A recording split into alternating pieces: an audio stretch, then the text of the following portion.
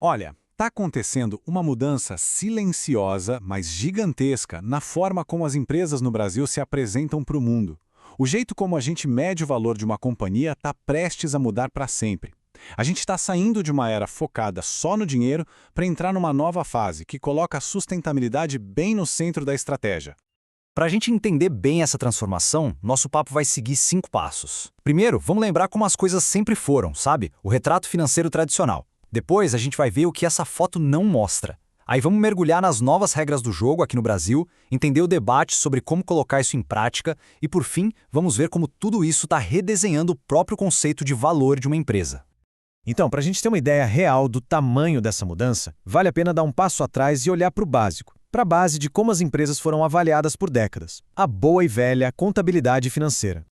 Por muito tempo, a história de uma empresa era contada assim, em números: balanço patrimonial, DRE, fluxo de caixa, ativos, passivos, receita, lucro. Essa era a língua universal dos negócios. A régua que dizia se uma empresa ia bem ou mal. Ponto final.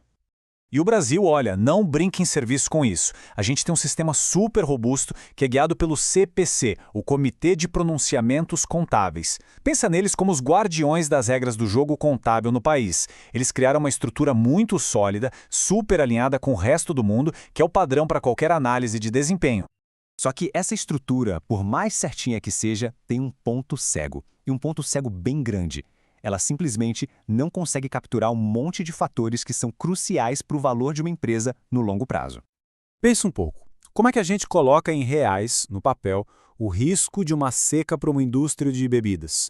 Ou o prejuízo para a imagem de uma marca que descobre trabalho escravo na sua cadeia de fornecedores? São riscos muito reais, com impacto financeiro real, mas que a contabilidade tradicional, ela simplesmente não sabe como medir.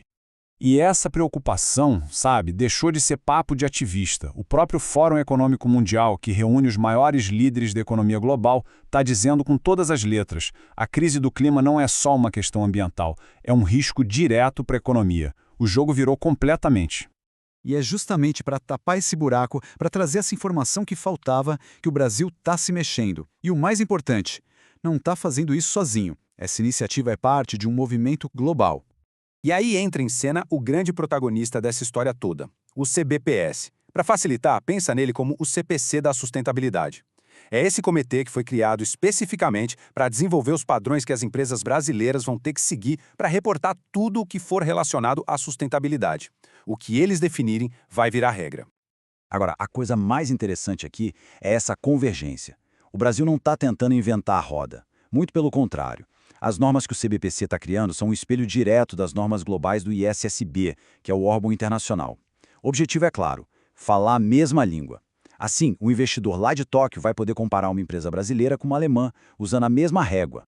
Bom, no papel tudo parece ótimo, né? Mas e na vida real? Como é que isso vai funcionar no dia a dia? É aqui que a conversa fica boa, porque a consulta pública sobre essas normas trouxe à tona os desafios e os debates mais quentes. Vamos começar com a visão de quem está bem no centro do mercado, a B3, a nossa bolsa de valores. A preocupação deles foi super prática e pode ser resumida em uma palavra: tempo. Ou melhor, a falta dele. O problema é um verdadeiro quebra-cabeça de datas. O tal do GHG Protocolo, que é a ferramenta principal para calcular emissões, só libera seus dados atualizados no finalzinho de fevereiro. Isso daria às empresas só o mês de março, um mês, para calcular, auditar e reportar tudo junto com os resultados financeiros. A B3 olhou para isso e disse: gente, não tem como, é muito pouco tempo. A proposta deles: esticar o prazo para 31 de maio. Ok, essa é a visão da bolsa. Agora vamos ouvir o outro lado. Quem coloca o dinheiro na mesa? O investidor global. A Capital Group, que é uma gestora gigante, também tem um pedido que se resume a uma palavra: consistência. O recado deles é super direto. Eles dizem o seguinte: olha, para essa informação toda ser útil de verdade, ela precisa ser comparável no mundo todo. Por favor, Brasil, adote o padrão global sem criar um jeitinho brasileiro. O grande pesadelo para eles é a tal da fragmentação regulatória, onde cada país cria uma regra um pouco diferente, o que tornaria o trabalho de análise um inferno. E a discussão foi muito além disso. A APMEC, que representa os analistas de mercado, pediu mais clareza nos termos, menos juridiquês. A ENGIE, do setor de energia, levantou questões sobre o período de transição. Mas talvez o ponto crucial que apareceu na fala de muita gente foi o enorme desafio educacional, ou seja, como a gente vai treinar uma geração inteira de contadores, auditores e gestores para essa nova realidade. Certo. Então, juntando todas essas peças, para onde estamos indo? O que estamos vendo na prática é uma redefinição muito profunda do que significa valor em uma empresa e de como essa história vai ser contada para todo mundo. E aqui está o pulo do gato, a ideia central de tudo isso. Não se trata de criar mais um relatório, mais papelada para cumprir tabela. A grande virada de chave é que as informações de sustentabilidade vão ser integradas ao relatório financeiro. É colocar os riscos climáticos e as oportunidades sociais na mesma página, na mesma discussão, que os ativos e os passivos da empresa. E isso tudo nos deixa com uma pergunta final para pensar. A partir do momento em que um risco climático é formalmente tratado como um risco financeiro, ignorá-lo deixa de ser uma opção. A pergunta muda de figura. Não é mais quanto custa para a gente agir, e sim qual vai ser o prejuízo em reais no nosso balanço se a gente decidir não fazer nada.